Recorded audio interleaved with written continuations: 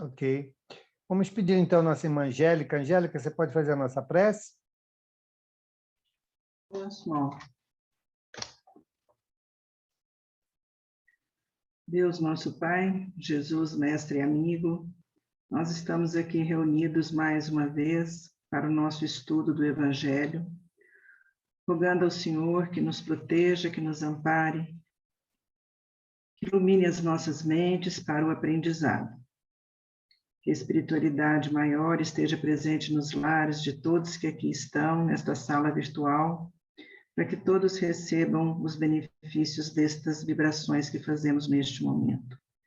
Pedimos também, Pai, por aqueles que não puderam comparecer ao estudo, que onde eles estiverem, estas vibrações os encontrem na paz e na saúde. Fica conosco, Senhor, sempre que nós precisamos de Ti. Que assim seja. Que assim seja. Obrigado, Angélica. Verinha, então, vai ler para a gente, né? Os comentários iniciais eu vou deixar com o Valdemir. E estamos no item 24, ok?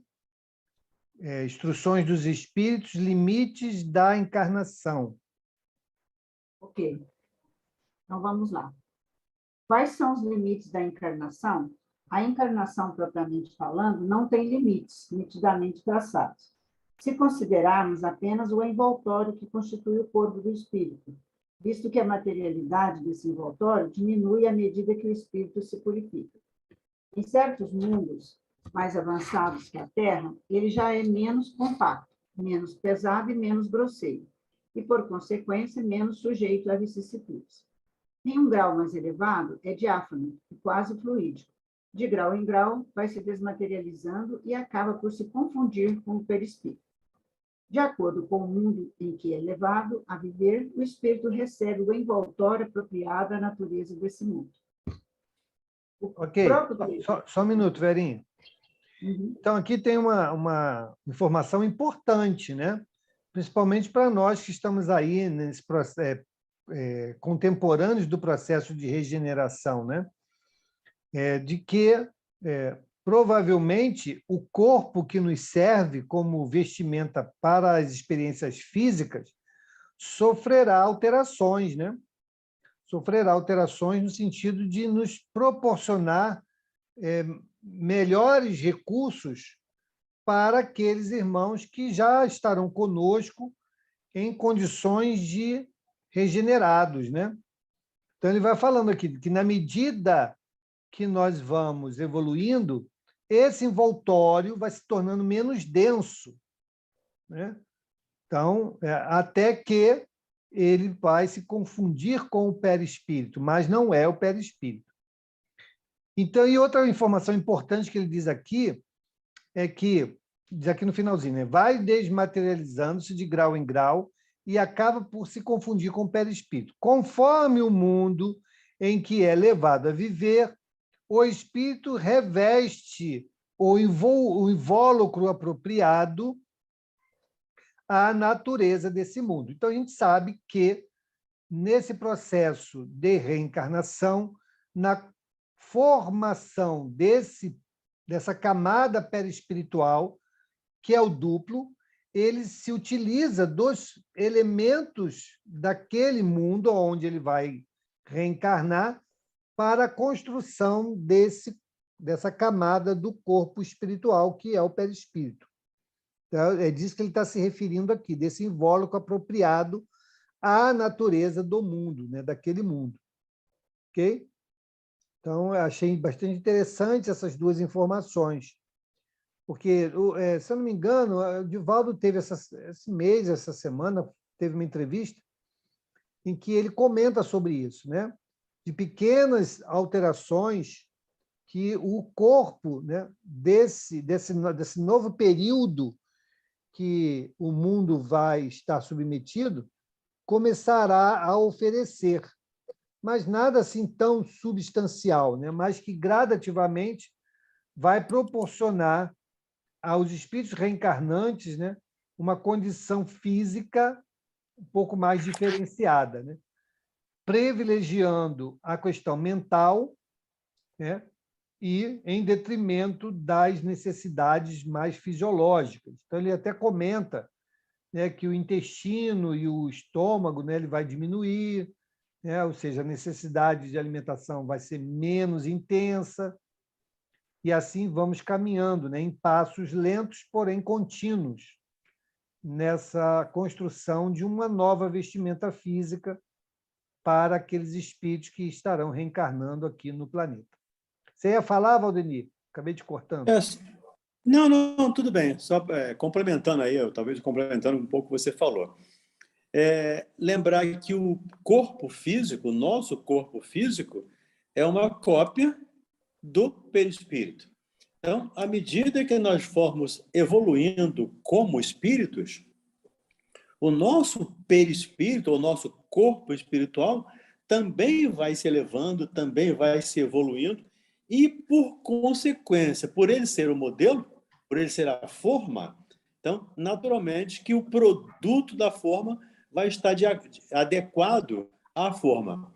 Então, essa evolução é constante, tanto para o corpo físico, que acaba se confundindo com o perispírito, diz ele aqui, nos mundos mais superiores, mas o perispírito também vai se elevando, vai se purificando, se eu posso usar esse termo, né? Se quintessenciando, ficando mais sutil, mais suave, à medida que nós vamos crescendo como espíritos. E é importante lembrar que o nosso crescimento como espírito passa por dois ensinamentos básicos que nós vamos ver lá no capítulo 6 desse mesmo evangelho, que é o amar e o instruir. Então, às vezes eu costumo dizer que amar é mais difícil, porque é sentimento, eu preciso sublimar, eu preciso aprender, eu preciso crescer. Mas a instrução, nós podemos tê-la hoje, é o que nós estamos fazendo aqui, de certo modo. Estamos nos instruindo em termos de doutrina espírita para futuramente podermos amar. E aí sim transformar esse nosso perispírito, nosso corpo físico, em um corpo mais sutil do que o temos hoje. Era isso. Ok, diga, Íria. Mauro, eu queria uma pergunta. Você falou sobre o comprimento dos intestinos e o corpo mais leve, mais etéreo. Eu queria saber, porque eu já li isso em algum lugar e eu não lembro onde foi que eu li. Você tem da onde, a fonte, de onde está escrito isso, que eu quero anotar? Não, isso eu não li em lugar nenhum. Isso foi uma entrevista que o Divaldo deu. Ele fez esse comentário, né? E eu peguei esse comentário do Divaldo e associado à resposta que os espíritos deram aqui. Ou seja, se há uma purificação do perispírito e, consequentemente, também uma maior qualidade no corpo físico, né, refletindo a necessidade do espírito, se o espírito reencarnante tem uma necessidade menor, né, dos apelos da vida física, o corpo vai se igualmente se ajustar, né? Então, é por isso que eu fiz essa associação, pela resposta que os espíritos deram aqui, né? E esse comentário que o Divaldo fez. Eu também, eu não lembro se eu li ou se eu ouvi, mas eu já ouvi também falar isso, ou se eu li, não estou lembrada e eu queria anotar, mas foi muito boa a lembrança. Mas isso é lógico, né? Assim, não é nem basear, só vou acreditar se estiver escrito por alguém. Não, porque isso é o lógico, né? À medida em que você se desmaterializa, né? Quando você volta à vida física, você continua com menos necessidade daquilo que a vida física te oferece. E você tem que ter um instrumento orgânico adequado a essa condição, né? Então, é dessa maneira que a gente entende que, entrando no mundo de regeneração, nós sim estaremos aí em condições de começarmos a alterar essa vestimenta física para que ela se torne menos penosa, né, para as nossas experiências. Inclusive, eu acho que eu já comentei aqui, em outra oportunidade, que eu acho que foi no livro que foi Chico que psicografou, eu acho que foi do Irmão X, que ele falou dos 10, como é que chama? Mandamentos, não é mandamentos, não lembro agora, que um dos motivos que a gente tem que a gente vai... Me fugiu as palavras agora, desculpa aí, eu vou pegar o papel aqui. Procura aí, depois você traz para a gente. Isso, deixa eu lembrar aqui. Vamos em frente. Vamos, Vera. Tá. Vamos lá. O próprio perispírito sofre transformações sucessivas, torna-se cada vez mais etéreo até a depuração completa, que é a base dos puros espíritos. Se mundos especiais são destinados como estada aos espíritos mais avançados, tais espíritos não ficam presos a eles como nos mundos inferiores. O estado de desapego em que se encontram permite que eles se transportem a todos os lugares onde são chamados para as missões que lhes são confiadas. Ok, só um minuto, Verinha, espera aí. Então, aqui, uma vez eu falei isso numa palestra, né, numa casa espírita, a pessoa lá ficou... não absorveu bem, né, o que eu falei. Né? Eu falei, o perispírito é matéria. Aí a pessoa, como o perispírito é matéria? Então, significa que o perispírito então, vai se desfazer? Falei, vai, relativamente sim. Por quê? Porque ele vai se sublimando, vai se eterizando, né? Se tornando cada vez mais sutil. Então, essa é uma condição da matéria, né? Da matéria como um todo. Então, lembrando que no universo tem 3 coisas: Deus, espírito e matéria. Então, por exclusão, você pode perguntar, o perispírito é Deus? Não. O perispírito é espírito? Não. Então, o perispírito só pode ser matéria. Uma matéria que nós desconhecemos, mas que é. E a prova está aqui na descrição. Essa matéria ela vai se sublimando. Na medida em que o espírito vai evoluindo, essa estrutura vai se sublimando, adequando-se à condição espiritual daquela individualidade, né? Então, isso aqui é importante que a gente entenda, né? Então, o perispírito, sim, ele vai se purificando também. E outra coisa que ele falou aqui, né? Esse grau de liberdade, de dizer aqui, o estado de desprendimento em que se encontram, lhes permite ir a toda parte onde os chamem as missões que lhes estejam confiadas.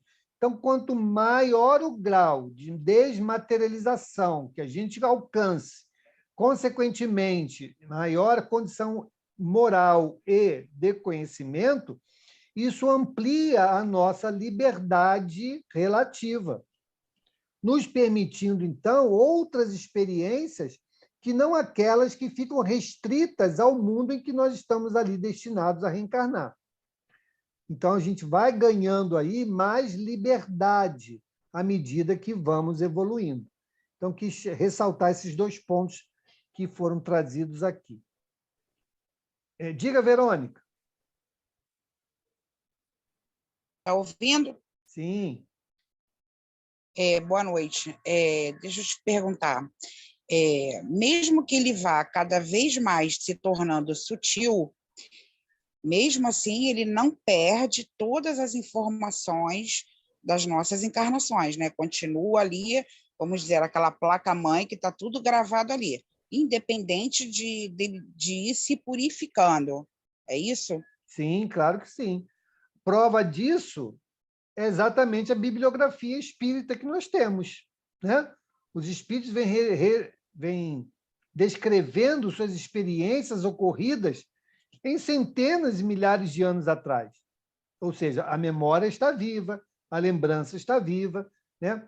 Nós temos na estrutura do perispírito uma camada chamada corpo mental, né? Que permanece com o espírito mesmo quando ele alcança a pureza.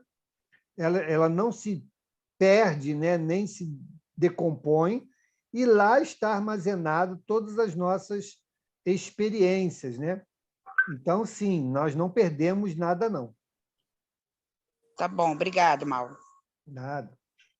Ok? Ok, vamos em frente. Se considerarmos a encarnação do ponto de vista material, tal como acontece na Terra, poderemos dizer que ela está limitada aos mundos inferiores, consequentemente, depende do espírito libertar-se mais ou menos rapidamente da encarnação, trabalhando pela sua depuração. Devemos também considerar que no estado errante, isto é, no intervalo que separa as existências corporais, a situação do espírito está relacionada à natureza do mundo, ao qual está ligado pelo seu grau de adiantamento. Assim, ele é mais ou menos feliz, livre e esclarecido, na erraticidade, conforme se encontre, mais ou menos desmaterializado. São Luís, Paris, 1859. Ok. Quer comentar, Valdemir? É continuação da nossa da conversa anterior, dos parágrafos anteriores, lembrando que quanto mais desmaterializado, então, quanto mais evoluído, menos matéria. E você lembrou bem aí da trindade universal que a gente chama, né? Dentro da doutrina espírita, do Deus, Espírito e Matéria. Então, o perispírito, por mais puro que ele chegue, ele vai ser sempre matéria. Assim como o nosso pensamento. Nosso pensamento é matéria. Porque ele não é Deus, não é espírito. Então, por exclusão, é matéria. Então, a gente vai evoluindo a partir daí. E se considerarmos a encarnação do ponto de vista material, tal como a vossa na Terra, podemos dizer que ela se limita a mundos inferiores. Então, o nosso mundo ainda é um mundo que está no segundo estágio de evolução, é um mundo inferior. Agora, é claro que depende de cada um de nós o esforço para evoluirmos e, por consequência, elevar o nosso mundo. Mas se o mundo não for, nós podemos ir. Se o planeta atrasar, se todo mundo resolver atrasar e você resolver caminhar, você vai.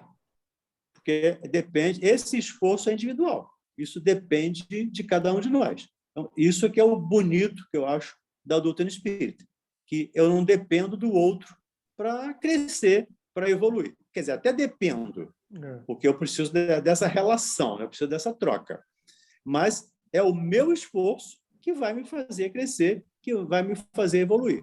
É mérito, é puro mérito, é meritocracia pura que existe no plano espiritual. Ok. Se ninguém tem nenhuma pergunta, a gente pode passar para o item 25, ok? Então, vamos lá, Verinha. Necessidade da encarnação. A encarnação é uma punição e só os espíritos culpados estão sujeitos a ela? A passagem dos espíritos pela vida corporal é necessária para que possam realizar, com a ajuda de uma ação material, os desígnios dos quais Deus lhes confiou a execução. Isso é necessário para eles mesmos, porquanto a atividade que são obrigados a desempenhar ajuda-os no desenvolvimento de sua inteligência. Deus, sendo soberanamente justo, deve dotar igualmente a todos os seus filhos. É por isso que ele dá a todos o mesmo ponto de partida, a mesma aptidão, as mesmas obrigações a cumprir e a mesma liberdade de agir. Qualquer privilégio seria uma preferência e qualquer preferência uma injustiça. Mas a encarnação é apenas um estado provisório para todos os espíritos. É uma tarefa que Deus lhes impõe no início de suas vidas, como primeira prova do uso que farão do seu livre-arbítrio. Aqueles que realizam essa tarefa com zelo transpõem rapidamente e menos penosamente esses primeiros degraus da iniciação e desfrutam mais cedo do resultado do seu trabalho. Aqueles que, ao contrário, fazem mau uso da liberdade que Deus lhes proporciona, retardam o seu adiantamento. É assim que, por sua obstinação, podem prolongar indefinidamente a necessidade de reencarnarem. É aí que a reencarnação torna-se um castigo. São Luís, Paris, 1859. Ok, né? Então, essa fala aí do São Luís também, ela é bastante interessante, porque ele nos dá a liberdade, né? Dizendo que, olha só, ninguém está sujeito a uma fatalidade nem a privilégios. Tudo é consequência daquilo que fazemos e escolhemos, né? Então, se nós queremos felicidade, vamos plantar felicidade, né? Ou vamos aí arrastar os nossos tormentos, porque Deus é paciente, né? Nem vai nos violentar, não. Mesmo que Ele, né, com a sua infinita bondade, quisesse um dia determinar, né, que todos os seus filhos fossem puros a partir de hoje, né, onde estaria o mérito, né, da nossa pureza? Não existiria, né? Então, ele tem que ser conquistado. Então, Deus, na sua infinita bondade, nos dá o tempo para isso. Nos dá o tempo. E nós vamos aproveitar desse tempo na medida dessas nossas intenções. Então, podemos aproveitá-lo mais para aquilo que a vida oferece, ou seja, a materialidade oferece, ou podemos utilizá-los para aquilo que a vida espiritual nos aguarda. Então, é simples assim. Outra coisa que eu acho interessante, logo no início ele falou, né, que a passagem dos espíritos pela vida corporal é necessária para que eles possam cumprir, por meio de uma ação material, os desígnios cuja execução Deus lhes confia. Então, sim, foi ontem, se não me engano, que a gente comentou sobre isso, né? Acho que foi, não sei se foi Verônica ou Iria que comentou sobre a história lá de que foi na espiritualidade que eu posso despertar e evoluir. Sim, pode. Só que nós precisamos da vida física para essa demonstração, para essa consolidação daquilo que a gente pode ter percebido no plano espiritual, até mesmo mudado de entendimento, mas será na vida física que nós vamos nos testarmos, né? Se de fato aquela nova posição se converteu em atitude, né? Se consolidou em nossas almas. Por quê, gente? Porque só encarnado é que nós temos a condição de conviver com espíritos de graus evolutivos diferentes. Muitas vezes a gente fala assim, fulano é o anjo na Terra, fulano foi um anjo na minha vida. De fato, pode ter sido mesmo, né? Aquele irmão espiritual mais adiantado, né, moralmente ou intelectualmente, que escolheu vir conosco e nos auxiliar. Isso seria bastante difícil no plano espiritual. Por quê? Porque nós estaríamos afastados pelas nossas condições fluídicas. Por isso, nós podemos nos reunir nas reencarnações, porque a vestimenta física meio que inibe essa diferença, né? Permitindo que a gente possa conviver por longos anos, longo na perspectiva da vida física, né? Então, achei bem interessante essa colocação aqui do nosso irmão Luiz, aqui de Paris. Ok? Diga aí, Iria. Espera aí, a Iria quer perguntar. Diga aí. Mauro, só para dizer que eu encontrei aqui as anotações que eu tinha anotado sobre a questão do corpo mais leve que havia sido falado antes.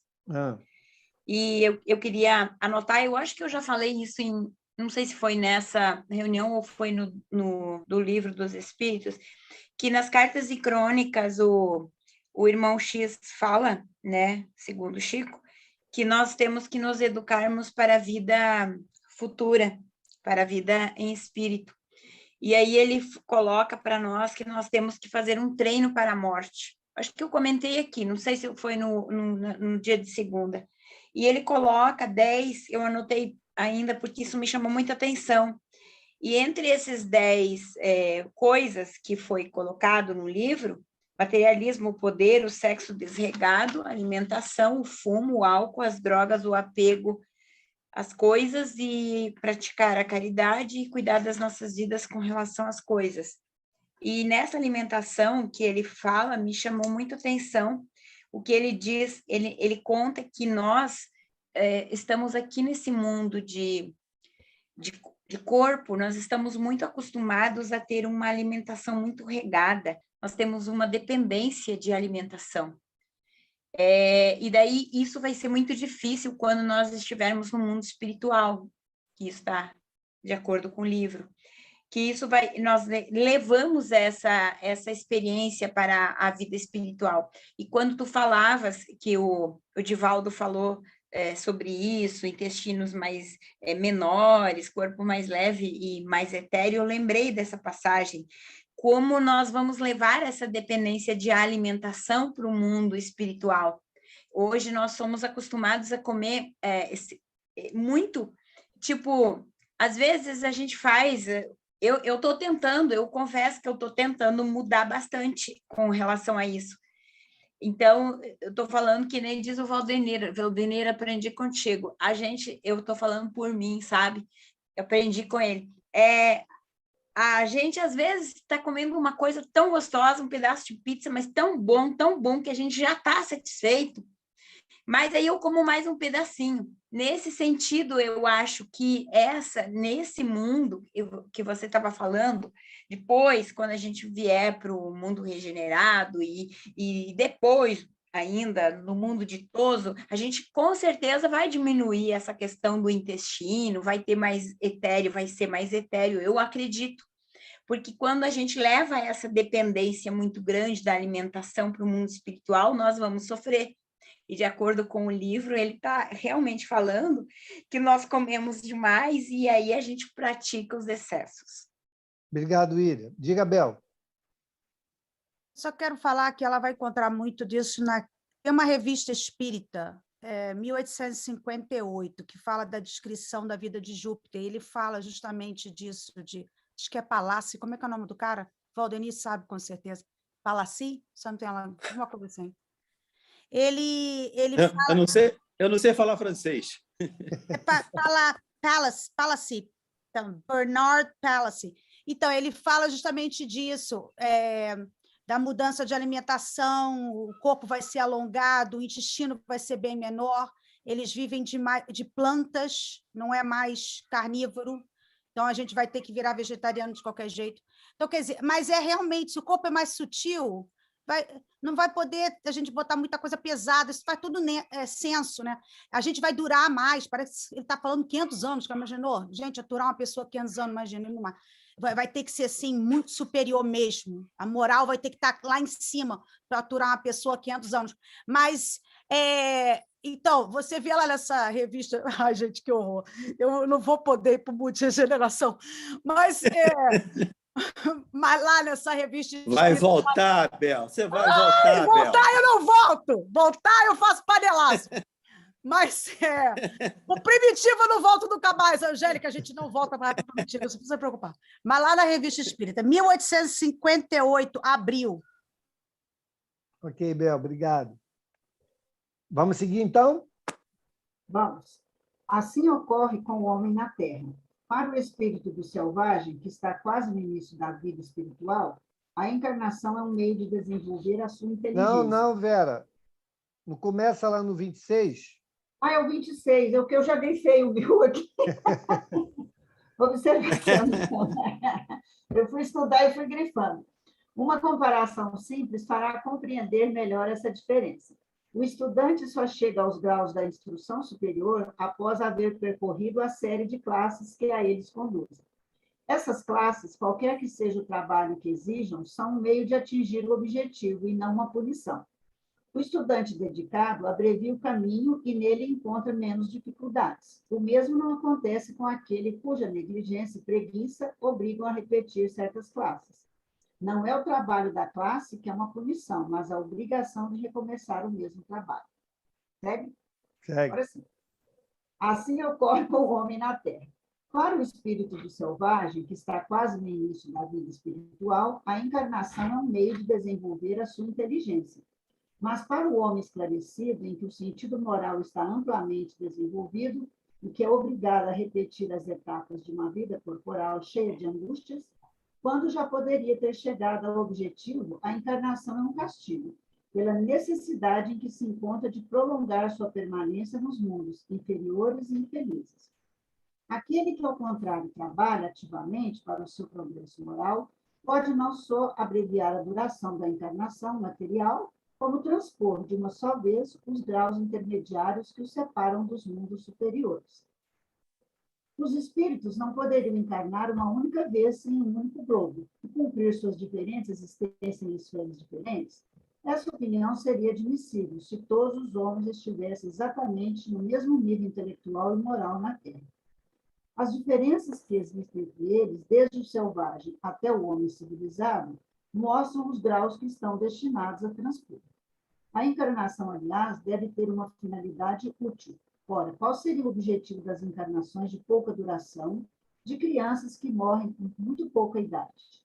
Elas teriam sofrido um proveito para si mesmas ou para os outros. No entanto, Deus, cujas leis são soberanamente sábias, nada faz de inútil. Pelas reencarnações sobre o mesmo globo, quis que os mesmos espíritos se reencontrassem, tivessem oportunidade de reparar seus erros recíprocos, tendo em vista as suas relações anteriores. Ele quis ainda estabelecer os laços de família sobre uma base espiritual e apoiar sobre uma lei natural os princípios de solidariedade, fraternidade e igualdade. Comentava, Valdemir? Lembrar que o título da lição é Necessidade da Reencarnação. E se a reencarnação é uma punição. E ele diz, não, a reencarnação é uma necessidade. Então, todos nós, em função da justiça divina, todos os espíritos, todos, sem nenhuma exceção, têm que passar pela fieira das reencarnações. Está lá no Livro dos Espíritos. Então, pela fieira do mal, não. Mas para a fieira da reencarnação, sim. Então, podemos imaginar que Jesus passou por todo esse processo que nós estamos passando, não de fazer o mal, tá? Aí é outro processo. Mas pelo processo da reencarnação, sim. Então, a reencarnação, nesse caso, não é um castigo, não é uma punição, é uma necessidade, porque sem esse contato com a matéria, nós não evoluímos. Nós aprendemos lá, que enquanto estamos na erraticidade, aprendemos, estudamos, vemos, passamos lá 500 anos estudando, mas uma hora nós temos que voltar para cá para provar que se passamos, se aprendemos ou não.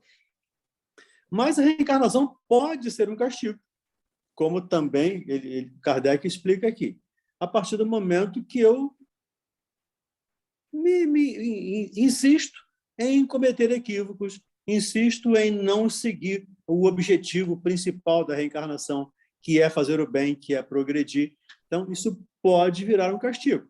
Como o colegial, ele diz aqui, o aluno, ao ficar uma série, 2 séries, 3 vezes, 4 vezes numa mesma série, isso vira um castigo. Mas, em função da justiça divina, todos passamos pelas mesmas oportunidades de crescimento dentro desse processo da reencarnação. Ok. Vamos então ao capítulo. Podemos seguir, então?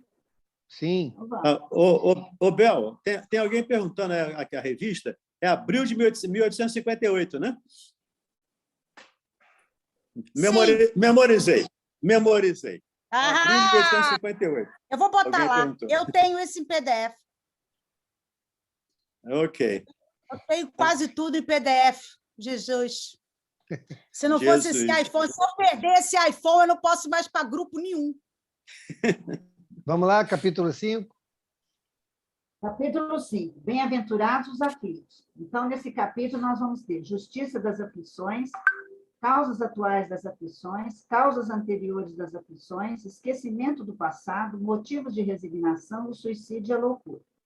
E as instruções dos espíritos são: bem e mal sofrer, o mal e o remédio, a felicidade não é deste mundo, perda de pessoas amadas e mortes prematuras, se fosse um homem de bem, teria morrido, os tormentos voluntários, a verdadeira desgraça, a melancolia, provas voluntárias, o verdadeiro silício, deve-se pôr fim às provas do próximo, é permitido abreviar a vida de um doente que sofre sem esperança de cura, sacrifício da própria vida e proveito dos sofrimentos para os outros. Vamos lá. Mauro, Oi. antes que continue, olha tem uma pergunta, e aí tem aqui, ó, tem uma dúvida. Existe a primeira encarnação? Aí alguém respondeu, acho que deve existir sim, mesmo que tenhamos sido um mineral ou uma planta. Um dia a Miranda falou isso na rádio. Sim, existe a primeira encarnação, né? Tanto que o nome se modifica, né? Então, a gente encarna pela primeira vez e depois reencarna nas vidas sucessivas, ok? E nos diz lá que a primeira encarnação ocorre quando nós adquirimos o senso moral, né? E aí a gente encarna, né? Até porque seria necessário, sim, que esse senso moral esteja presente para que a gente, então, tenha como distinguir entre o certo e o errado, né? Para que a gente possa já acumular as nossas existências e, em função delas, a lei divina começar a nos proporcionar existências subsequentes reparadoras ou aquelas que vão nos acentuar mais rapidamente o processo evolutivo. Então, sim, existe uma primeira encarnação, que o nome é encarnar, a gente encarna pela primeira vez e reencarna em sucessivas existências até alcançarmos a pureza. Quando alcançamos a pureza e vamos novamente encarnar para a missão, também é encarnação. Aí não é mais reencarnação, voltamos a encarnar. Assim nos dizem aí os irmãos espirituais. Agora, essa história aí de que fomos pedra, depois fomos planta, isso é uma coisa que não está pacificado na doutrina espírita. Kardec não pacificou isso. Então, existiam espíritos que diziam num sentido e existiam espíritos que diziam em outro sentido, ok? Então, Kardec não pacificou isso na doutrina espírita. Se nós pegarmos o estudo, estamos fazendo isso, nós vamos passar por essas perguntas ao longo do Livro dos Espíritos, nos dá uma série de interpretações, num sentido e em outro, ok? E aí nós temos que nos basear em elementos que vão nos ajudar a optar por um ou por outro, ok? Mas isso a gente vai falando ao longo do estudo. Não vou trazer aqui os elementos ao qual eu me baseio para não influenciar ninguém nem estender as discussões. Mas nós vamos passar por isso, vamos ter a oportunidade dessa discussão. Tá bom? Ô Mauro, só para esclarecer. A pessoa perguntou sobre encarnação. Então, mesmo que eu, tendo sido pedra, árvore, etc., etc., etc., virei espírito humano, digamos assim, mesmo nessa linha, a encarnação é quando eu estou na carne. Então, não é quando eu estou lá no mineral, é quando eu estou no vegetal. É quando eu estou na carne. Aí você lembrou aí, quando eu ganho o senso moral, quando eu ganho a minha individualidade, o meu pensamento contínuo. Aí eu encarno pela primeira vez no ser humano. Inclusive, o André Luiz, aí é um outro aspecto, né?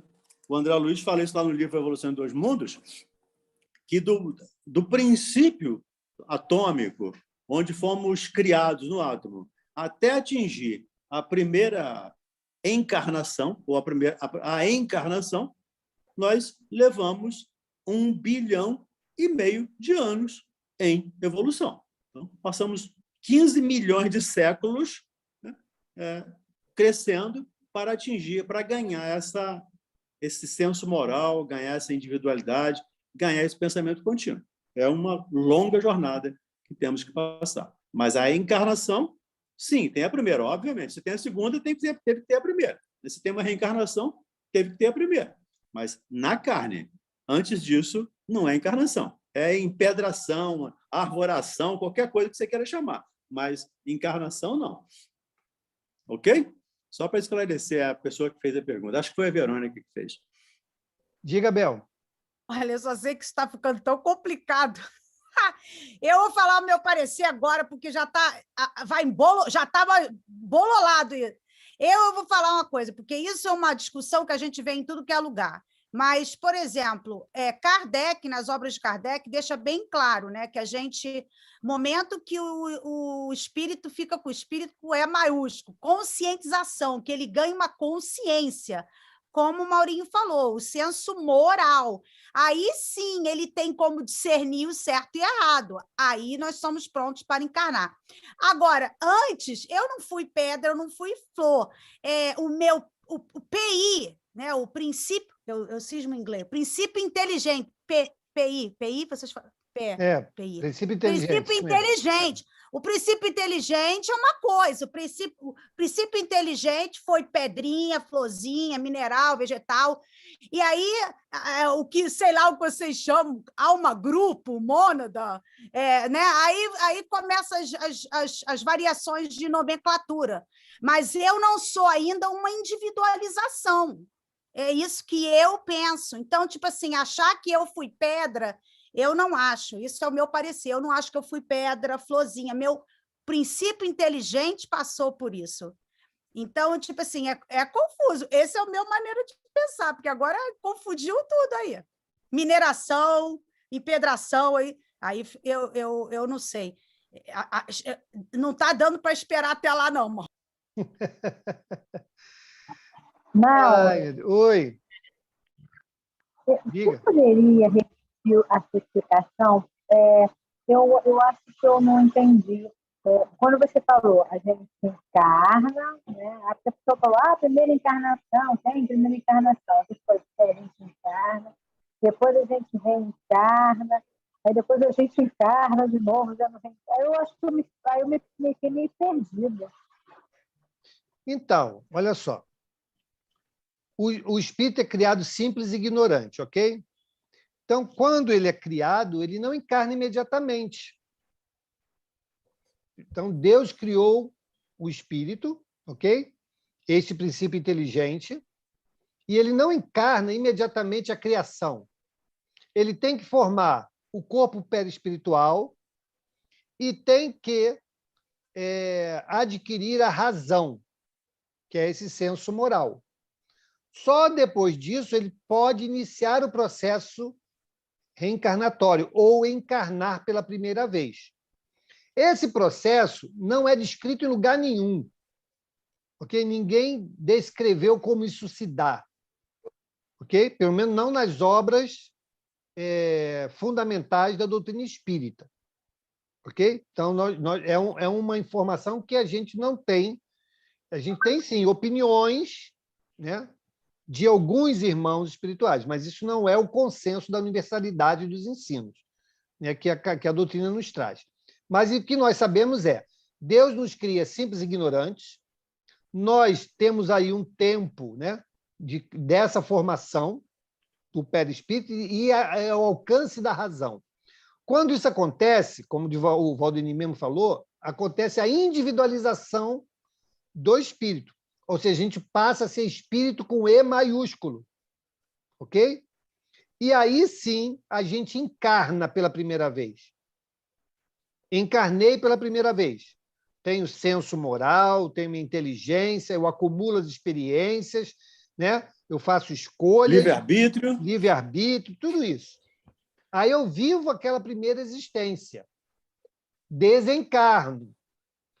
Aí a minha consciência, a gente vai pensar aquilo que fez certo, fez errado, não sei o quê, e iniciamos o processo reencarnatório. Eu volto à vida física tantas vezes quanto forem necessárias, até que eu alcance a condição de puro. Como nós já estudamos, até chegarmos a puro, enquanto nós não chegarmos à condição de puro, nós temos a necessidade de reencarnar. É necessário, não é a escolha, é necessário. Quando nós alcançamos a pureza, nós não temos mais a necessidade reencarnatória, mas encarnamos em missão. Ok? Essa é a diferença. Clareou? Claro, obrigada. Nada. Eu queria ler aqui... E aí, Mauro... Fala, Valdemir. Só me permita um exemplo para a Neide, que talvez fique mais prático. Jesus não reencarnou na Terra. Como missão, ele encarnou. Então, um outro espírito puro que vem para uma missão pode ser a primeira vez dele na Terra. Então, ele não reencarnou aqui, ele encarnou. Essa é a diferença, que você chega com um espírito puro, você não reencarna. Você vai encarnar em algum ponto, numa missão, cumprindo uma ordem de Deus. Ok, Mauro. Eu queria, já que a gente está chegando aqui ao finalzinho, né, do nosso Ao tempo, final. eu queria ler aqui um texto, né, que é a fala de Erasto, lá no Livro dos Médiuns, quando ele fala lá, o Kardec fala sobre a mediunidade dos animais. Então, ele diz assim, lá um determinado trecho lá desse item, ele vai dizer assim, ó: os homens se mostram sempre propensos a tudo exagerar. Uns, não falo aqui dos materialistas, negam a alma aos animais. Outros, de boa mente, lhes atribuem uma, igual, por assim dizer, à nossa. Porque hão de pretender, deste modo, confundir o perceptível com o imperceptível? Não, não. Convencei-vos o fogo que anima os irracionais, o sopro que os faz agir, mover e falar na linguagem que lhes é própria, não tem, quanto ao presente, nenhuma aptidão para se mesclar, unir, fundir com o sopro divino a alma etérea, o espírito, com E maiúsculo, em uma palavra, que anima o ser essencialmente perceptível. O homem, o rei da criação. Ora, não é essa condição fundamental de perfectibilidade o que constitui a superioridade da espécie humana sobre as outras espécies terrestres? Reconhecei, então, que não se pode assimilar ao homem que só ele é perceptível em si mesmo e nas suas obras, nenhum indivíduo das outras raças que vive na Terra. E ele continua: o cão, que pela sua inteligência superior entre os animais se tornou o amigo e o comensal do homem, será perceptível por si mesmo, por sua iniciativa pessoal? Ninguém ousaria afirmá-lo, porquanto o cão não faz progredir o cão. O que dentre eles se mostre mais bem educado sempre o foi pelo seu dono. Desde que o mundo é mundo, a lontra sempre construiu sua choça em cima d'água, seguindo as mesmas proporções e uma regra invariável. Os rouxinóis e as andorinhas jamais construíram os respectivos ninhos, senão do mesmo modo que seus pais o fizeram. Um ninho de pardais de antes do dilúvio, como um ninho de pardais dos tempos modernos, é sempre um ninho de pardais, edificado nas mesmas condições e com o mesmo sistema de entrelaçamento das palhinhas e dos fragmentos apanhados na primavera, na época dos amores. As abelhas e formigas, que formam pequeninas repúblicas bem administradas, jamais mudaram seus hábitos de abastecimento, sua maneira de proceder, seus costumes, suas produções. A aranha, finalmente, tece a sua teia sempre do mesmo modo. Por outro lado, se procurardes as cabanas de folhagens e as tendas das primeiras idades do mundo, encontrareis, em lugar de uma e outras, os palácios e os castelos da civilização moderna, às vezes de peles brutas, sucederam os tecidos de ouro e seda. Enfim, a cada passo, achais a prova da marcha incessante da humanidade pela senda do progresso. Desse progredir constante, invencível, irrecusável, o espírito humano e desse estacionamento indefinido das outras espécies animais, a vez de concluir comigo que, se é certo que existem princípios comuns a tudo o que vive e se move na Terra, o sopro e a matéria, não menos certo é que somente vós, espíritos encarnados, estáis submetidos à inevitável lei do progresso, que vos impele fatalmente para diante e sempre para diante. Deus colocou os animais ao vosso lado como auxiliares, para vos alimentarem, para vos vestirem, para vos secundarem. Deu-lhes uma certa dose de inteligência, porque, para vos ajudarem, precisam compreender, porém, lhes outorgou inteligência apenas proporcionada aos serviços que são chamados a prestar. Mas, em sua sabedoria, não quis que estivessem sujeitos à mesma lei do progresso. Tais como foram criados, se conservaram e se conservarão até a extinção de suas raças. Dizem os espíritos medianizam a matéria inerte e fazem se movam cadeiras, mesas, pianos. Fazem que se movam, sim, medianizam, não. Porquanto, mais uma vez o digo, sem médium, nenhum desses fenômenos pode produzir-se.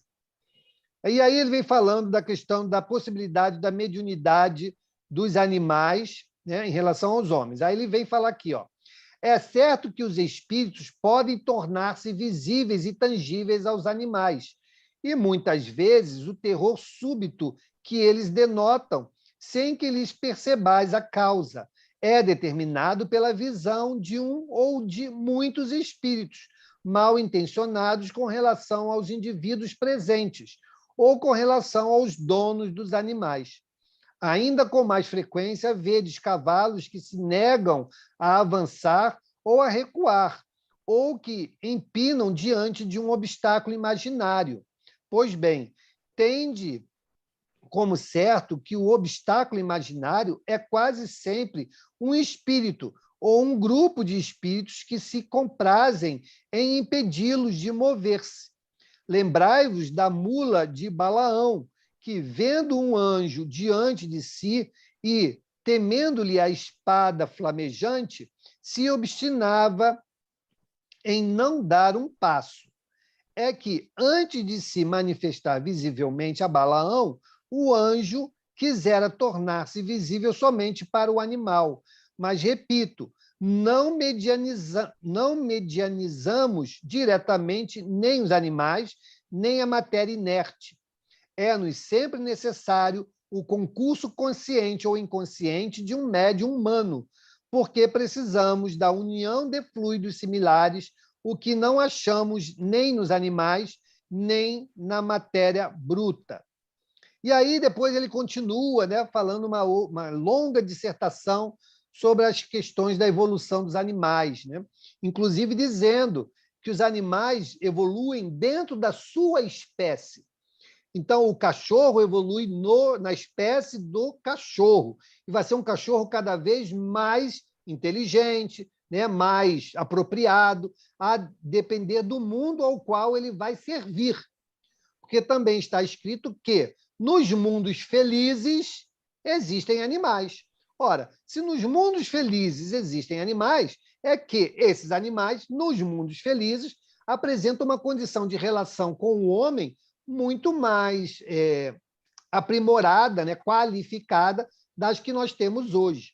Então, imagine num mundo, por exemplo, que nós não vamos consumir carne animal, né? a reprodução desses animais tem que ser diferenciada, senão a população vai explodir, né, dos animais. Então, a relação também será diferente. Então, existem muitas coisas, né, que estão descritas aí, no próprio Livro dos Espíritos, lá na pergunta 910, se eu não me engano, né, Kardec pergunta lá sobre a questão da evolução dos animais, e se é diferente, né, do homem e dos animais, e os Espíritos respondem que sim, é uma encarnação, uma criação, é uma criação à parte. E aí Kardec pergunta, mas então os outros que falaram que não é assim estavam errados? E a resposta é não, eles simplesmente não abordaram com a devida profundidade. Então, existem colocações, existem irmãos que se apoiam numa argumentação, outros se apoiam em outra argumentação, para levar aí os seus pontos de vista. Tá? Por isso que eu disse que Kardec não fechou essa questão, tá? A questão da alma dos animais. Então, eu trouxe aqui apenas um ponto, né, que eu julgo importante nessa análise, que é a fala de Erasto, que é um dos maiores espíritos aí em termos de evolução que participaram da codificação, né, para a gente refletir. Tudo bem? Alguém quer comentar alguma coisa?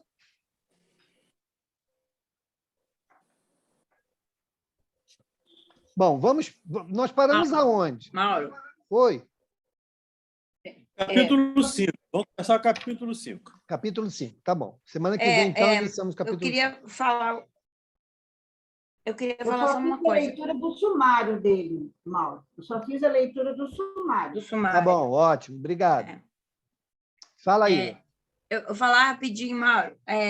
Outro dia, uma pessoa falou aí no grupo que a doutrina, que alguém falou que a doutrina, às vezes, é meio que morde a sopra.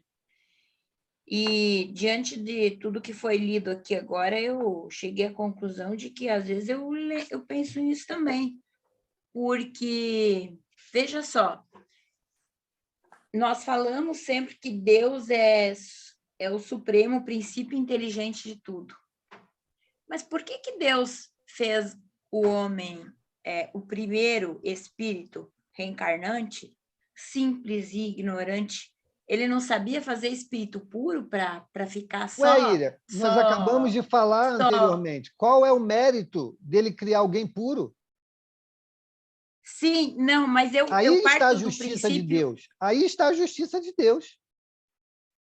Sim, Mauro, mas eu entendi, mas a minha questão é o seguinte: por que eu vou fazer um espírito simples e ignorante só para ele passar por todos esses mundos, sofrer para depois ser anjo? Por que ele não pode ter feito o homem integral puro? E o homem integral puro começou a se desnivelar e começou a fazer merdas, desculpa o palavrão, mas Íria, e isso aí não tem virou sentido. E foi transportado para o mundo de expiação não, Íria, e prova. Isso não tem sentido. Isso não tem sentido, Íria. Como é que você vai evoluir? Você tá optando pela involução. Seríamos robôs. Não, isso não tem cabimento. Esse pensamento não tem cabimento na lógica. Se Deus, porventura, criasse um espírito puro, perfeito, ele seria perfeito. Ele não ia evoluir. Ok? Então, a justiça divina, ela se demonstra exatamente no pensamento contrário. Eu crio todo mundo... Não, pelo contrário, eu acho que é muito mais simples. Ele cria todo mundo igual e dá a todos a mesma oportunidade de aprendizado e de experiências. E cada um segundo a sua obra. Cada um vai evoluir ou vai estacionar de acordo com a sua escolha. E não porque alguém impôs isso a ele. Não, e Mauro, alguém pode escolher o lado bom desde o início e nunca sofrer. E essa questão do sofrimento é relativa. A gente já falou várias vezes sobre isso. Né? Não, eu sei que a gente já falou e eu sempre aceitei, só que agora me vem essa memória, esse pensamento que ele pode ter feito todo mundo puro, e daí a gente começou a fazer tanta bobagem e começamos a ser expulsos para os mundos Não, aí você está aceitando inferiores. a teoria do Adão e Eva. Aí você está aceitando a teoria do Adão, que estava no paraíso, aí fez bobagem lá por causa da cobra, aí saiu do paraíso e começou a vida aqui na Terra. Não, o caminho não é esse, não. Né? Então, Não, assim... e outra coisa, se nós fôssemos robôs, eu vou ser perfeito e robô, porque se me jogar lá no paraíso já perfeito, sabe aquela coisa de, como é que é no, em português, take for granted? Veio muito fácil, sabe? Tipo, eu não adquiri nada pelo meu esforço. Então, a gente vai destruir aquele paraíso. Olha, Íria, vou te dar um exemplo aqui, ó. Vou te dar um exemplo. Você é enfermeira, não é, de formação? É. Imagine que você não fez a sua formação. É importante isso porque você sabe o quanto que você passou para aprender, para exercer a sua profissão. Aí imagine se alguém pega assim, Íria, sem a sua formação, tá? Você não fez a sua formação. Aí pegou assim, Íria, agora você vai tirar sangue, ou vai medir a pressão, ou vai fazer um tratamento em fulano lá. O que você vai dizer? Mas eu não sei. É exatamente isso. Como é que Deus daria a cada um de nós a perfeição sem nós termos passado pelas experiências? Como nós faríamos o devido julgamento? Como nós saberíamos como proceder se nós não vivemos, não tivemos a experiência? Então, nós precisamos das vivências.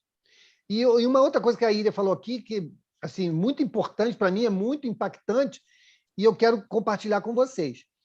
Eu não gostaria que ninguém aceitasse o que nós estamos falando. Nós não estamos aqui para que ninguém aceite o que estamos falando. Nós estamos aqui para que a gente reflita e construa dentro de cada um as suas convicções. Ok?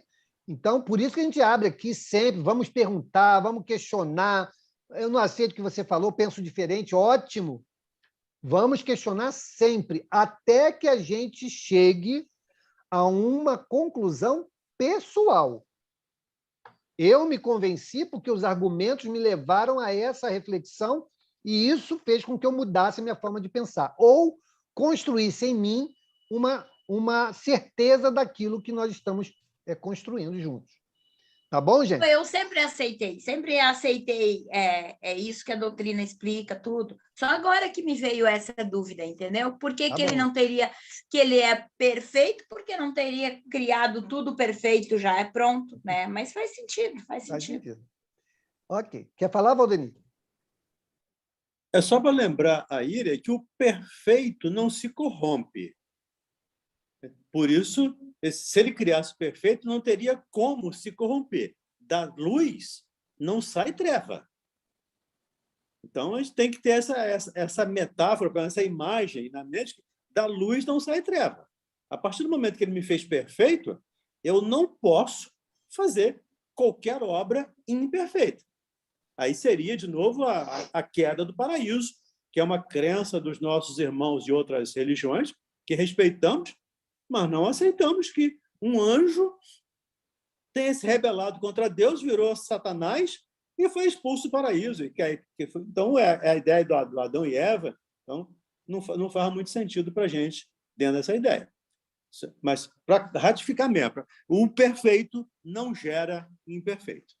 E Deus não nos criou imperfeito, nos criou simples, sem conhecimento de nada. E agora você vai trabalhar e construir seu conhecimento. É mais ou menos um empirismo. Né? Ele nos criou uma página em branco. Agora você constrói a sua história. E a história é para ser feliz lá no final.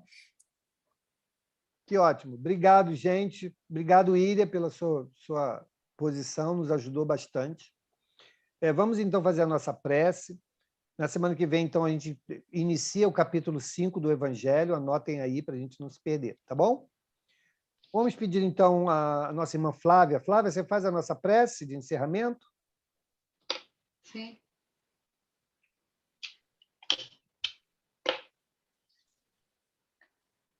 Senhor Jesus, nós te agradecemos, Senhor, por esses momentos tão bons, tão úteis a todos nós, de conhecimento, de interação com o seu Evangelho. Abençoa, Senhor, a nossa noite, que daqui a pouco se inicia, nós possamos ter um sonho reparador, nós possamos memorizar todos os ensinamentos que obtivemos aqui hoje. Abençoa cada lar aqui representado, Senhor. fique conosco agora e sempre, que a espiritualidade nos faça companhia agora e sempre. Muito obrigado, Senhor, que assim seja. Que assim seja. Obrigado, Flavinha, obrigado a todos. Olha a foto, vamos tirar foto. Quem quiser aí, abra o seu vídeo para sair na foto.